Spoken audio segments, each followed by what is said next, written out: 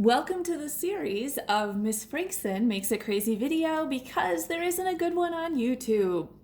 So today we're going to review transcription. We have our lovely nucleus, we have our DNA, and we have our ribosomes. So the first thing I want you to think about, if this is our DNA, what letters would go on the other side of that DNA molecule?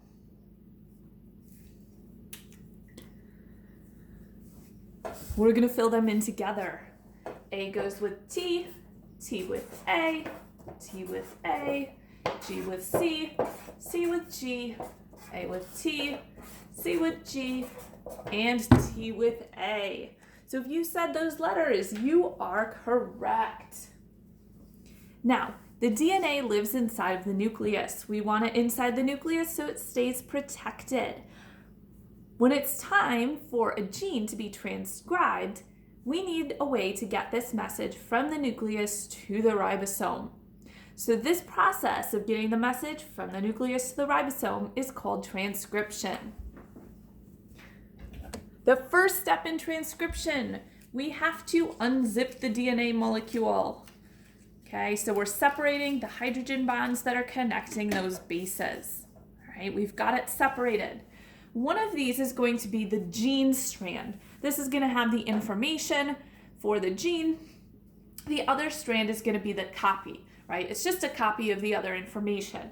So what we do is we take the gene strand, whichever strand that is, and we need to make a messenger RNA molecule, okay? So here's what happens. Our messenger RNA molecule gets created from small little nucleotides, RNA nucleotides, that are floating around inside of the nucleus. So if these are my nucleotides, they end up matching up here, okay, to create this messenger RNA molecule. Now, if you remember, RNA does not have a letter T. So instead of the letter T, we need to have a letter U, okay? So once it gets all of these lined up and matched up, right, it can create this entire messenger RNA molecule. So let's figure out what letters would match up with the following DNA strand. Here I have an A, okay? A matches with U. We would want to write a T, but there aren't any T's in messenger RNA or in RNA in general, so we write a U.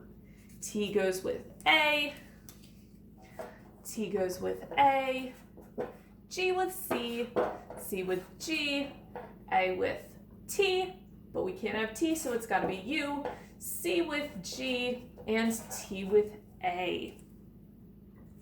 So these nucleotides are going to get connected together, just like how we always connect molecules together. There's a special enzyme that helps us do this. We don't need to know the name of the enzyme right now, but this enzyme is going to make our messenger RNA, all of those nucleotides stick together. Similar to how we talked about when we have DNA replication, right? And we add those new nucleotides to the DNA molecule. So now I have my messenger RNA, okay? So here's what's going to happen. This messenger RNA molecule, remember, it can leave the nucleus. So it's going to leave the nucleus. My DNA is going to zip back up. So these hydrogen bonds are going to reform, and my messenger RNA is going to go over to the ribosome. I know we usually draw these as polka dots when we're drawing a whole cell, but this is actually kind of more like what a ribosome looks like. And then we're going to talk about what happens next, and this is called translation. So that will be the topic of our next lesson.